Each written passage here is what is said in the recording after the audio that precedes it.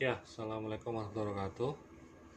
Untuk di pertemuan 13 ini, studi kelayakan bisnis ya, saya hanya melakukan review berkenaan tugas kelompok gitu ya,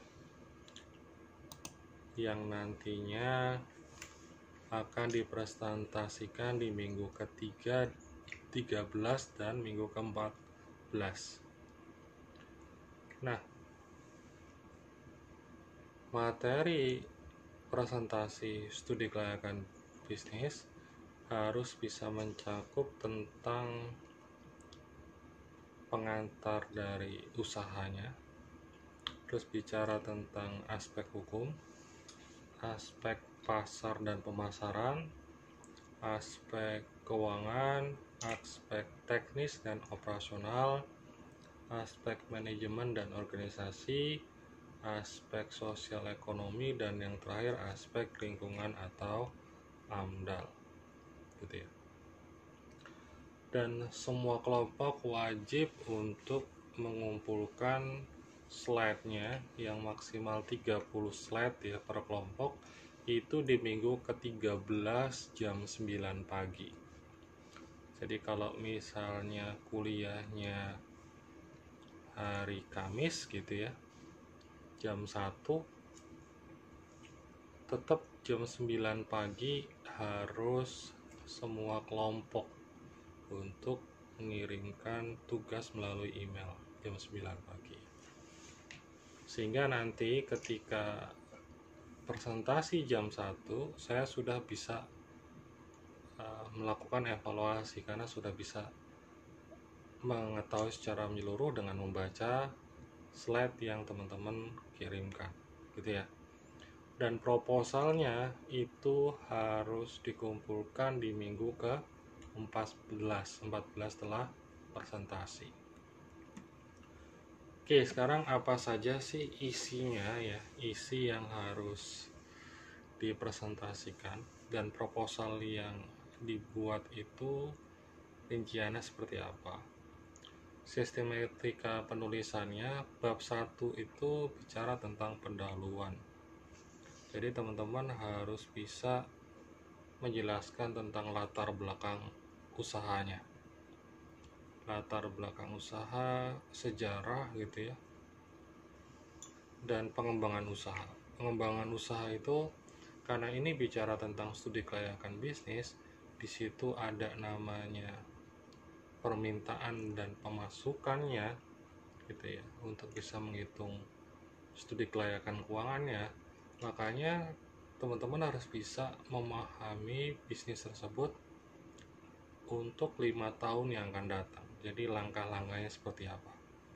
Jadi untuk bab 1 pendahuluan bicara tentang latar belakang pengembangan usaha selama 5 tahun. Ke yang kedua, bab kedua bicara tentang ringkasan proyek atau ringkasan dari usaha atau bisnis. Nama perusahaannya apa, dan nama perusahaan harus berbeda dengan perusahaan lainnya karena ini kan perusahaan baru gitu ya. Alamat perusahaannya, gambaran singkat dari proyek atau usahanya, sejarah singkat perusahaan, jenis bidang usaha, kegiatan utama perusahaannya apa, pemiliknya perusahaannya siapa saja ya. Untuk di bab kedua. Untuk di bab 3 bicara tentang aspek organisasi dan manajemen ya.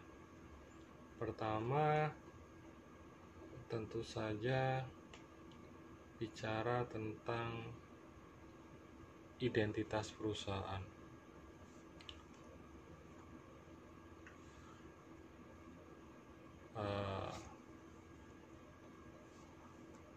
Saya kira dilompati saja untuk yang nama perusahaan sama alamat perusahaan karena sudah ada di bab 2 ya.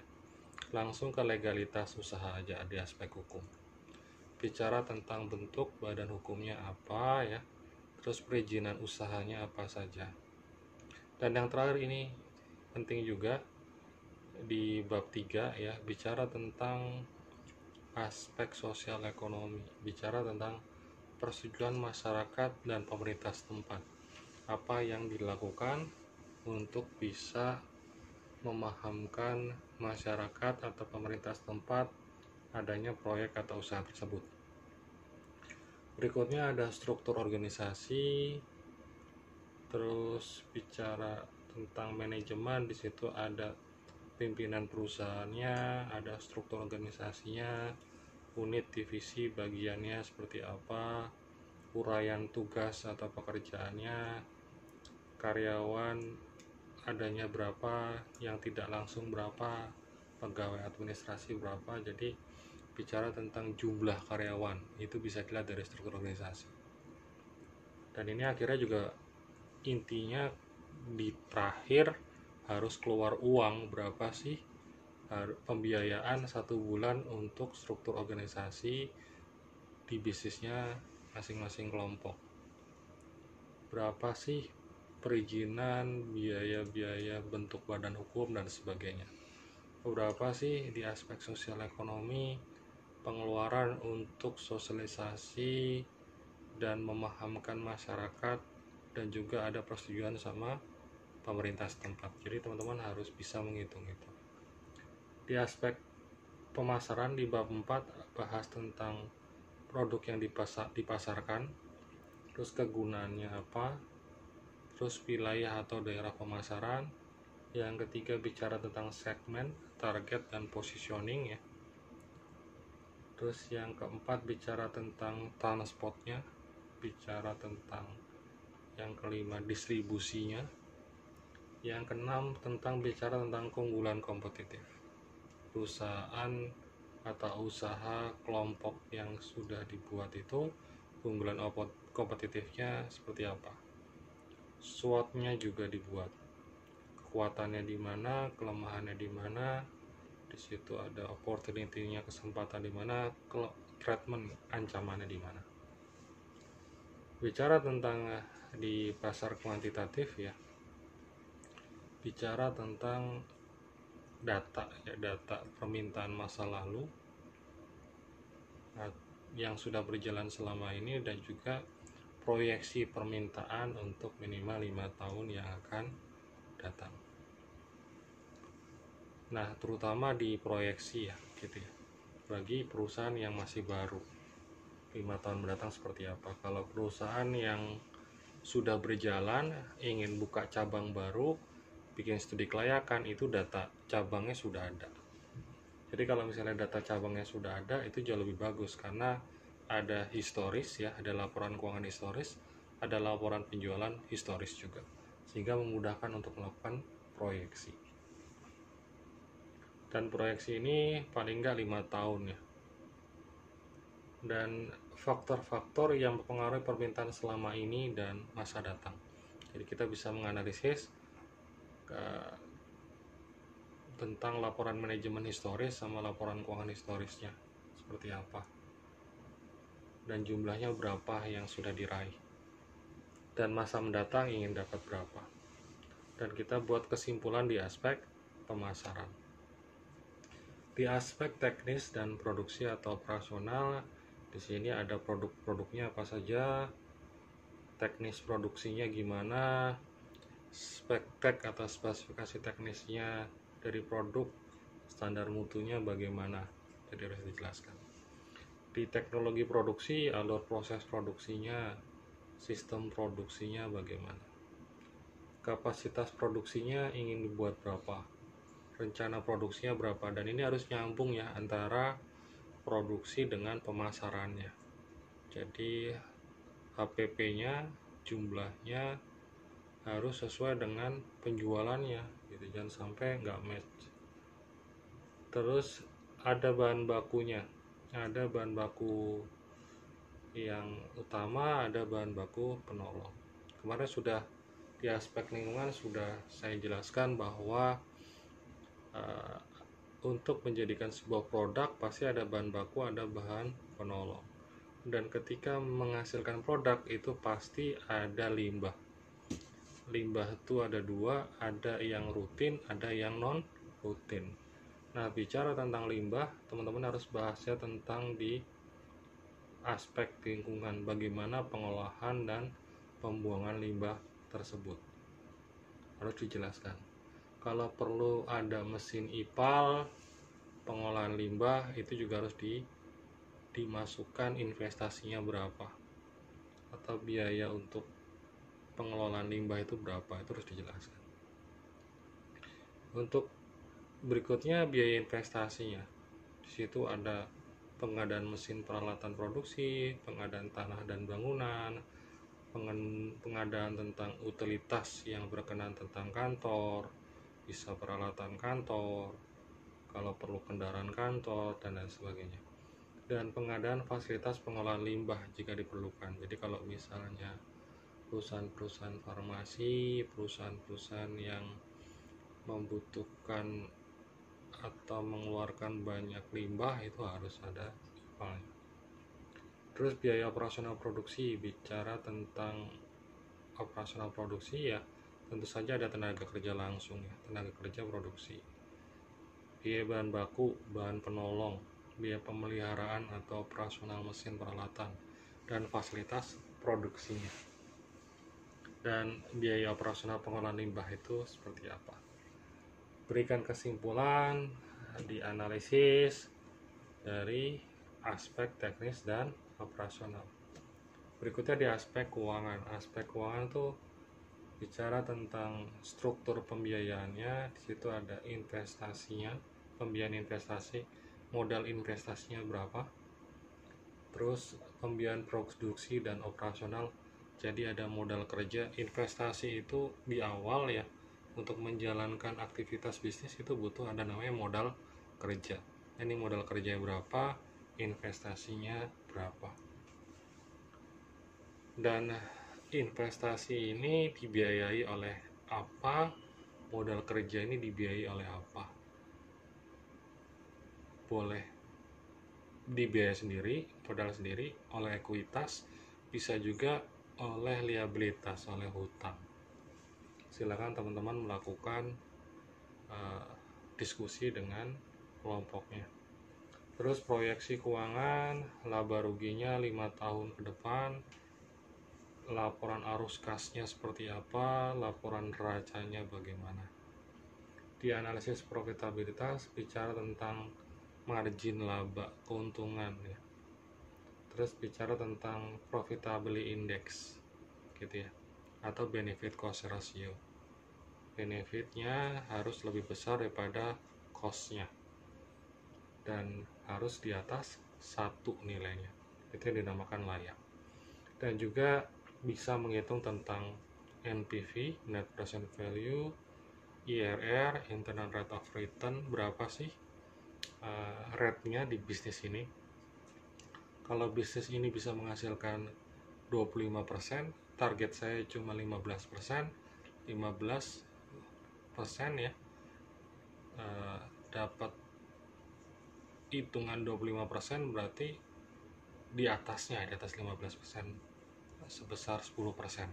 25, 15, ada margin 10%. Pokoknya di atas 15% IRR-nya berarti dianggap layak. Sedangkan kalau net present value bicara tentang nominal rupiahnya. Payback period itu berapa sih kembalinya. Nah, teman-teman harus bedakan antara payback period dengan break even point. Kalau payback period bicara tentang modal investasinya. Investasi yang misalnya 10 miliar, itu kembalinya kapan gitu ya. Otomatis di modal kerjanya atau di operasionalnya harus dapat keuntungan gitu ya, sehingga dalam setahun bisa mengembalikan berapa. Itu namanya payback period. Sedangkan kalau break even point ya, dalam 1 kali produksi itu membutuhkan biaya berapa dan harus menjual berapa. Minimal harus produksi berapa supaya fixed cost-nya itu bisa ketutup. Itu namanya break even point. Jadi kalau misalnya saya bikin pecel 1 hari 100 gitu ya, 100 bungkus, modalnya misalnya 200.000 gitu ya. Berarti saya tinggal menghitung saya mau jual berapa. Kalau misalnya dijualnya itu 10.000 ya, berarti 200.000 dibagi 10.000, berarti saya harus bisa menjual 20 bungkus dari 100 bungkus yang dibuat. Jadi modal 200.000 ya untuk 100 bungkus. Tapi untuk bisa break even point saya harus menjual minimal 20. Kurang dari 20 rugi. Itu namanya break even point. Kalau payback period bicaranya tentang modal investasi, sedangkan kalau break even point bicara tentang operasionalnya. Oke, sekarang tentang posisi likuiditas keuangan. Jadi likuiditas itu bicara tentang aset lancar yang dimana di bawah 1 tahun. Itu intinya apa aja sih isinya? Kas, persediaan, sama piutang. Itu namanya likuiditas keuangan. Semakin ke atas, semakin ke arah kas gitu, semakin cair, itu semakin mudah untuk bisa melakukan perputaran perusahaan. Terus yang terakhir, kesimpulan dari analisis aspek keuangan, layak atau tidak nih gitu ya.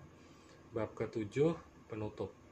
Kesimpulan studi kelayakan, rekomendasi tindak lanjut.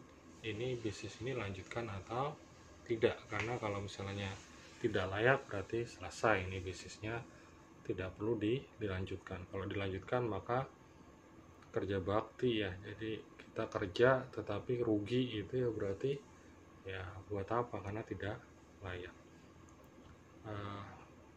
Mohon maaf saya ralat ya, jadi kalau bicara studi keuangan bukan masalah rugi, tapi bicara tentang layak atau tidak. Layak menurut perusahaan. Jadi kalau misalnya tidak layak menurut perusahaan belum tentu rugi, tetapi menurut perusahaan tidak pas lah buat untuk dikerjakan. Itu ya. Contoh, saya kasih contoh. Misalnya perusahaan terbiasa untuk mengeluarkan modal dan ROI-nya, return on investment, kembalinya itu harus minimal 10%. Tapi ada bisnis baru hanya bisa mengembalikan hanya 5%, tidak layak gitu. Kalau misalnya tidak layak ya ngapain ke bisnis baru tersebut, mending diputar bisnis yang sudah existing saja. Itu maksud saya. Oke, untuk materi kali ini ya, persiapkan presentasinya dengan baik, slide-nya dengan baik. Di pertemuan ke-13 di minggu depan kita akan presentasi gitu ya. Sekian, assalamualaikum warahmatullahi wabarakatuh.